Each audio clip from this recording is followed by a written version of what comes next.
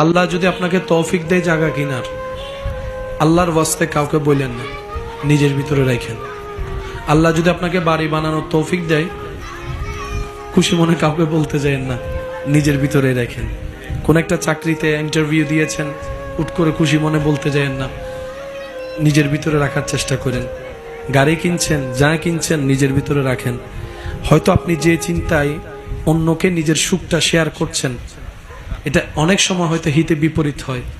কারণ কি, আমরা বেশিরভাগ মানুষ ভালোবাসতে না জানলেও হিংসাটা ঠিক ভালো করেই করতে জানি। আমরা বেশিরভাগ মানুষ কারো উপকার করে সামনে এগিয়ে দিতে না পারলেও কিভাবে টেনে নামাতে হয় সে ধরনের হাজারটা প্ল্যানিং নিজে না পারলেও 10 জনকে মিলে করতে জানি। আপনি আমি কারো মুখে হাসি ফুটাতে না জানলেও কোন একটা শব্দ, কঠিন বাক্য দিয়ে কার চেহারার হাসি, মুখ থেকে হাসি কেড়ে নেওয়া যায়, এই বিষয়টা আমরা কম বেশি ভালো করে জানি।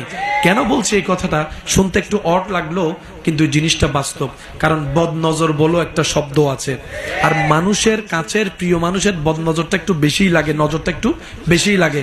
আর এই নজর ব্যাপারে নবী রহমতুল্লাহ আলামিন হাদিসে পাকে কিন্তু সাবধান করে গিয়েছেন। সেজন্য আপনার এই জীবন চলার পথে আপনার যাই আল্লাহ পাক দিয়েছেন, দিচ্ছেন, দিবেন, নিজের ভিতর একটু কষ্ট করে সেভ করে রাখার চেষ্টা করবেন। ঘটনা পরিপূর্ণ না হওয়া পর্যন্ত কাউকে বলার দরকার না, হয় হিংসুক বেড়ে যাবে, ঈর্ষাকারী বেড়ে যাবে, নজর দেনেওয়ালা বেড়ে যাবে, প্ল্যানিং করে না মানেওয়ালা বেড়ে যাবে।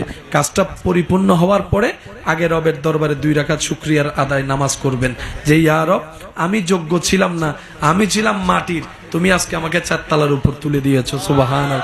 আল্লাহ, আমি ছিলাম পায়ে হাঁটার মানুষ, আজকে তুমি আমাকে একটা গাড়ির ব্যবস্থা করে দিয়েছো, আমি যোগ্য নই, সব তোমার দয়া। আগে শুকরিয়া আদায়টা করেন, তারপরে অন্যদের কারোর সাথে শেয়ার করার থাকলে সেটা করবেন।